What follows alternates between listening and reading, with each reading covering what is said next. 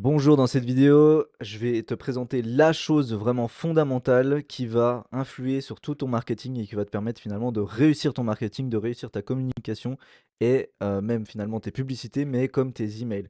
Je vais essayer d'orienter ça plus au niveau des emails, étant donné que c'est mon cœur de métier, mais il faut savoir que tout ce que je vais partager là, finalement, cette chose fondamentale que je vais te partager, cette chose que tu dois absolument connaître, maîtriser sur le bout des doigts avec ta boutique, c'est quelque chose qui va influencer sur tout le succès de ta boutique, sur tout le processus de vente, sur toutes les verticales, en tout cas, sur toutes les verticales qui concernent le marketing et finalement même ton propre produit. Cette chose, c'est finalement l'avatar client et c'est-à-dire connaître ton client, mais aussi ton marché sur le bout des doigts, très précisément. J'ai fait ce schéma justement pour te montrer, bon, on peut, vous allez comprendre l'idée, mais l'idée, c'est que, voilà, on a ce cercle qui représente le marché ici. Donc vous, vous êtes positionné sur un endroit, on va dire votre marque et votre communication, enfin, c'est plutôt votre marque, votre boutique qui est ici et votre cible, donc c'est-à-dire les gens qui vont résonner parfaitement avec vous, ils vont être là. Par contre, il va falloir les attirer à votre marque, enfin capter leur attention pour qu'ils achètent ensuite chez vous et donc on va dire ce faisceau-là, c'est-à-dire cette zone-là qu'on voit ici, ça va être le champ de votre communication.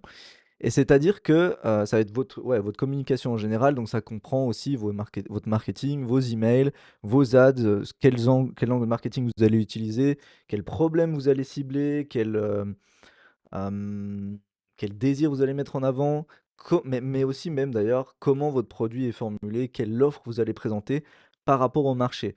Et donc, une chose ici qu'on ne veut absolument éviter évidemment, c'est, eh bien, en fait, de, cibler à côté ou à moitié, le client idéal qui pourrait matcher parfaitement votre marque, votre produit et le client surtout qui, pourrait être enfin, qui est fait pour vous. Et ça va être fondamental donc pour les emails, mais en fait, finalement, là, on parle d'un principe marketing assez général. Donc l'idée, c'est que il y a un peu plusieurs facteurs, c'est-à-dire que vous pouvez vous planter, par exemple, en ayant un marketing trop large, c'est-à-dire, c'est un peu comme, si,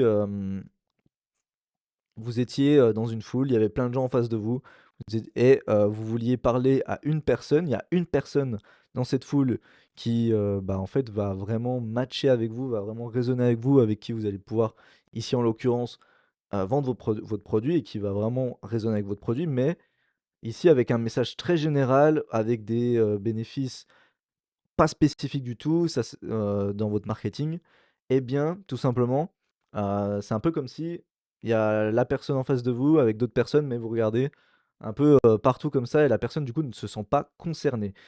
Donc, très important, ce qu'il faut faire, c'est vraiment resserrer son message au maximum pour qu'il soit vraiment, bah, aligné littéralement, finalement, avec votre marque, votre communication et que toute votre, ce que vous communiquez soit vraiment aligné avec ça.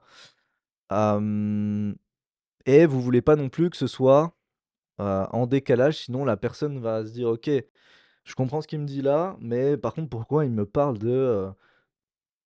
vivre à l'île Maurice alors que, moi j'adore la France, enfin d'aller à Dubaï alors que moi j'adore la France, c'est pas du tout mon truc. OK, je suis d'accord avec les valeurs qu'ils partagent, mais» enfin voilà, là ce serait un message qui est plutôt, heu, bah, pas tout à fait aligné, voilà. Donc c'est vraiment un truc qu'il faut doser correctement et voilà. Et pour ça, eh bien, en fait, c'est un peu comme là, si vous étiez dans le noir, il faut savoir où regarder, où poser son regard, à quelle, avec quelle ouverture et cetera et pour vraiment cibler correctement la cible et avoir une communication qui est alignée. Donc voilà. Voilà l'idée et comment du coup, enfin, pour parler un peu plus concrètement, finalement le problème, bon, je les ai un peu énoncés, mais vraiment les problèmes si vous ciblez pas correctement votre communication déjà. Je parle de ça parce que ça va affecter forcément les emails, le texte de vos emails, le branding de vos emails, le contenu de vos emails, le planning, la façon dont vous envoyez les emails, la façon dont vous faites vos offres dans les emails. ça fait que ça va pas fonctionner correctement et c'est pour ça que c'est important d'avoir une bonne stratégie et surtout, encore une fois, de savoir, la base qui est connaître son marché, connaître son client, mais vraiment dans les plus grands détails. Il y a plein de boutiques encore aujourd'hui, bah, d'ailleurs qui fonctionnent très bien, parce qu'elles répondent à un besoin et cetera et un peu naturellement, elles ont réussi à faire ça. Mais je suis persuadé, justement, c'est un travail qu'on fait avec nos clients actuellement, en recherchant un peu plus, en comprenant un peu plus, les clients, qu'est-ce qu'ils recherchent et cetera et ben, on peut beaucoup plus appuyer dans notre communication là-dessus, s'aligner avec eux et donc générer plus de ventes puisqu'on va vraiment parler, hem, bah, de leur langage avec, en évoquant leurs désirs, en mettant en avant les produits qui les concernent le plus et donc générer beaucoup plus de ventes et à l'inverse donc si vous n'avez pas ça, vous allez avoir un faible taux de conversion, votre communication évidemment va avoir moins d'impact, donc évidemment vous allez moins creuser la relation avec votre audience et tous vos efforts, c'est-à-dire les efforts de temps, les efforts d'argent investis dans vos ads par exemple, ne vont pas être récompensés. Donc voilà, là je pars vraiment de quelque chose de fondamental et à l'inverse justement, qu'est-ce que ça va vous permettre de faire en fait? Hem, Bah, d'être analysé, d'être, comment dire? Aligné avec votre communication, aligné avec votre profil cible, votre marché. Tout simplement, bah, la personnalisation. Vous allez pouvoir parler le langage de, là, je parle vraiment de finalement les comment dire? Les mécanismes, les véhicules qui vont vous permettre du coup, bah, d'avoir plus de succès avec votre e-commerçant, donc de générer plus de résultats, de fidéliser davantage les clients et même de dégager, enfin d'augmenter la valeur vie client finalement, puisqu'ils seront fidélisés de toute façon. Mais aussi d'augmenter les conversions, que ce soit sur le court terme comme sur le moyen terme. Donc quand une fois qu'on aura ça, comment, justement on va atteindre ces conversions, grâce en connaissant, et bien, notre avatar client et cetera. On va pouvoir personnaliser, comme je le disais justement, avoir un message vraiment, aligné avec le langage du client, aligné avec ses désirs, aligné avec ses problèmes. Ça va nous permettre cette personnalisation, cette granularité dans les infos qu'on a, de segmenter efficacement. Donc quand, là typiquement ça se prête très bien aux emails, mais finalement même aux ads dans un sens. Pour les emails ou tout simplement, on va pouvoir cibler très précisément, bah, les gens, leurs problèmes. Ça se peut qu'il y ait aussi plusieurs, personas et on va avoir 2 faisceaux ici. Enfin, c'est-à-dire qu'il y a le faisceau rouge et on pourrait avoir une autre cible, voilà, comme ça et enfin qui est un peu adjacente quand même, je pense pas que voilà, c'est quand même adjacent et au final, bon, je vais pas refaire tout le schéma, mais vous avez compris l'idée. Au final, on a un faisceau d'une autre couleur aussi de la même façon qui, voilà, qu'on peut cibler et avec la segmentation précisément. Donc tout ça, ça permet aussi évidemment de c c'est utiliser l'avatar, client, c'est, créer du contenu pertinent aussi du coup pour ces avatars clients. C'est-à-dire que ce soit d'ailleurs dans vos réseaux sociaux, dans vos ads, mais aussi dans vos emails surtout. Pareil pour le développement de produits et des offres. Si vous connaissez votre avatar client, vous savez aussi ce qu'il a vu sur le marché. Donc on veut absolument se positionner là-dessus. S'il a déjà vu une offre, 1 acheté, 1 offert, des milliers de fois et que du coup il est insensible à ça, eh bien on va innover, on va faire quelque chose de différent qui fera la différence pour lui. De la même façon, on peut améliorer l'expérience client. Bon, stratégie de prix et promotion, c'est un peu la même chose que les offres ici. Mais pareil, stratégie de prix, c'est comment vous allez vous positionner sur le prix et les promotions et cetera. Bon, communication efficace, je l'ai assez répété. En tant que bénéfice, c'est assez, clair. Pour la prévision et la planification, bah, pareil, si vous connaissez bien votre avatar client, vous allez, connaître un peu plus, on va dire les cycles qu'il a sur l'année, quand c'est qu'il a plus besoin de votre produit que d'autres, dans l'année, si ça vous potentiellement d'ailleurs, si ça vous concerne, il y a des produits qu'on a besoin de toute l'année, des fois il y a des produits qui sont plus saisonniers, donc voilà. Mais par exemple, ça peut très bien faire ça et pareil par exemple, pour les newsletters, ici, en l'occurrence, selon l'âge de la personne, peut-être que, on va dire, une fréquence d'envoi d'email est plus pertinente qu'une autre selon, voilà, selon, comment elle est réceptive à ça. Par exemple, j'imagine bien que, des gens qui sont, et encore non, je serais pas d'accord avec ça. J'allais dire des personnes qui ont une marque très engagée Mais ouais, faudrait vraiment que ce soit très, très, très engagé et du coup, qui part du principe que les emails, OK, ça pollue, donc on va pas trop en faire.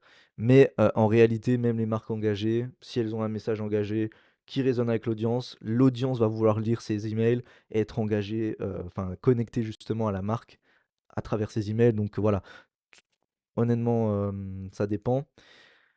Évidemment, si vous avez, pareil, un message, une communication efficace, du contenu pertinent et cetera, bah, vous allez réduire aussi votre taux de désabonnement et évidemment, encore une fois, vous allez optimiser les investissements marketing. Donc là, c'est un peu écrit bizarrement, mais vous allez optimiser tout ce que vous allez investir en marketing.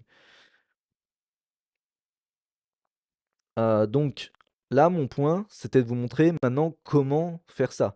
Je voulais vous partager ça, cette thèse, c'est tiré de la thèse de Nick Eusmin sur, comment résoudre le product market fit.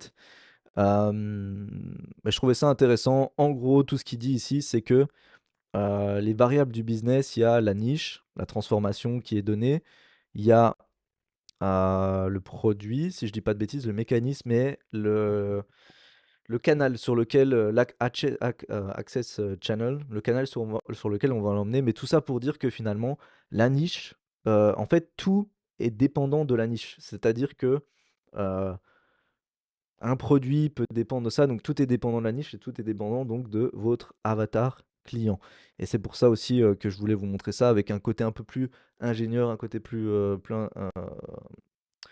comment dire? Plus concret, mais voilà. En gros, il dit qu'il faut d'abord résoudre la niche. C'est comme ça qu'on si on veut créer un business de A à Z pour la revente, vraiment, c'est la façon la plus optimisée de le faire parce que dès le départ, c'est le fameux truc du vous allez pas créer un produit, essayer de le vendre et en fait, ça se trouve, ça va plaire à personne. Vous allez juste définir déjà une niche, trouver un problème dans une niche et ensuite créer votre produit par rapport à ça. Donc voilà, c'est la même histoire. Mais là, surtout, ce que je voulais vous montrer, donc, c'est comment vous allez, finalement trouver alors là, je vais donner beaucoup de valeur, mais comment vous allez finalement, bah, définir cet avatar client? Alors, il y a 2 choses. J'ai un peu trié ça comme ça, c'est-à-dire sur un axe de moins coûteux moins coûteux, mais donc plus théorique parce que ça va partir de recherche et cetera et à plus coûteux mais moins théorique. Avec évidemment l'email qui va se démarquer, c'est-à-dire je vais passer très rapidement dessus. Hem, le truc très simple pour faire, des recherches et d'ailleurs, enfin, même si, c'est plus théorique et cetera, ça veut pas dire que ça vaut rien. Au contraire, il y a des mines d'or là-dedans, c'est juste que c'est plus fastidieux et cetera forcément. Heu, en gros, bah, tout simplement, vous allez faire des recherches pour en savoir plus sur votre persona ou sur le marché. Vous allez aller sur les forums type Reddit, il y a Quora aussi que j'aurais dû mentionner qui est très bien pour trouver ça. Aller sur les réseaux sociaux, Facebook et cetera. Il y a vraiment des gens qui vont finalement exposer leurs problèmes, à cœur ouvert, à bras ouverts, peut-être, on pourrait dire. Et donc, vous allez avoir vraiment des pépites là-dessus sur, leurs problèmes, pourquoi c'est un problème, leur situation, quel genre de personnes en général c'est, ces personnes qui ont ces problèmes ou qui ont besoin de vos produits et cetera et cetera. Pareil pour les réseaux sociaux et pareil pour YouTube. Évidemment, il y a plein de gens qui, font des vidéos tutos sur YouTube et qui montrent, du coup comment, résoudre certains problèmes.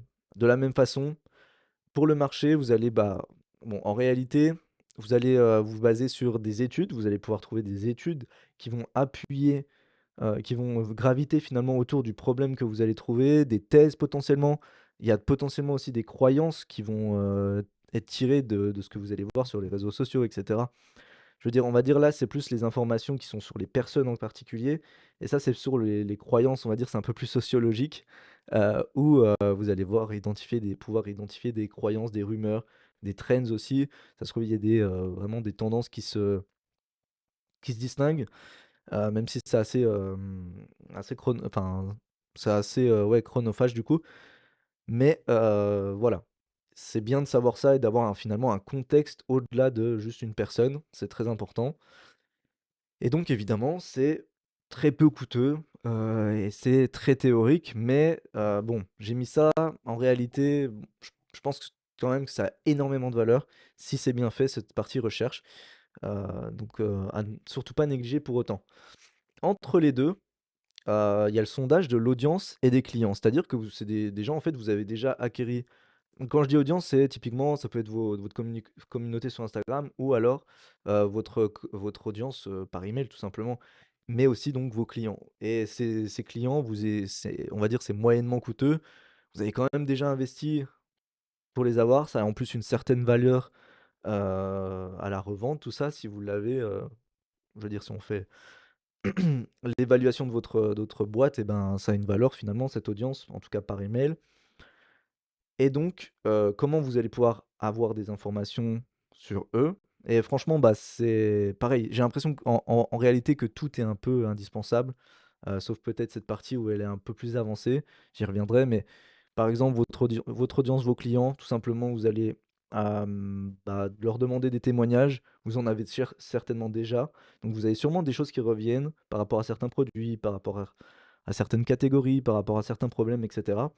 Vous allez pouvoir régulièrement faire des sondages. Nous, c'est ce qu'on fait souvent avant le Black Friday. Et en plus, on échange par exemple d'une place VIP sur certaines boutiques pour avoir le Black Friday en échange. Mais voilà, je dirais, bah, en fait, régulièrement par newsletter, mais aussi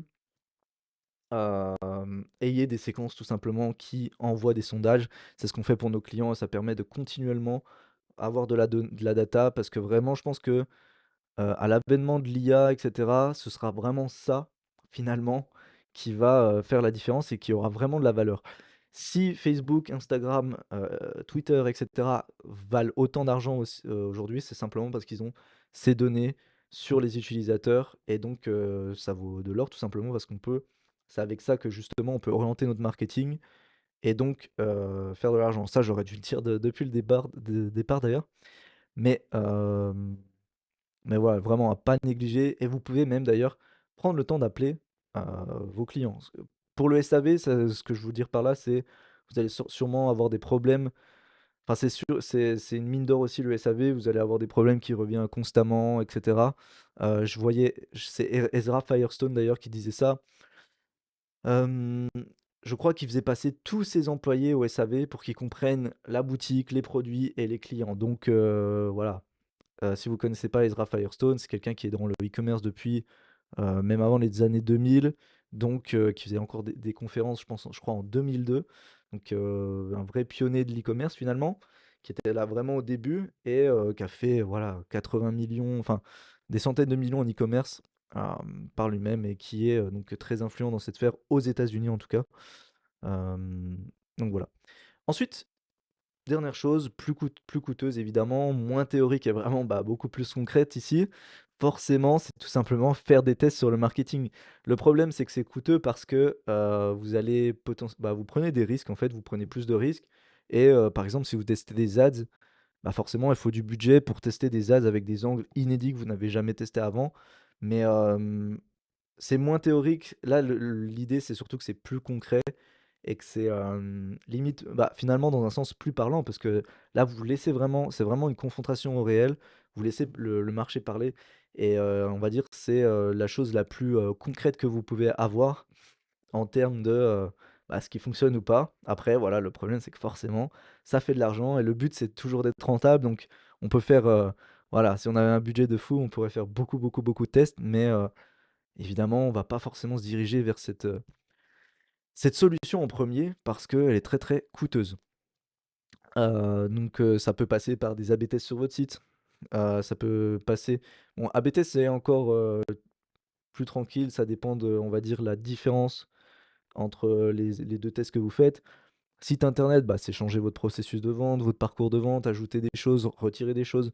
Encore une fois, ça va être plus coûteux évidemment si, vous prenez plus de risques, c'est-à-dire, il y a quelque chose qui marche, vous le changez complètement.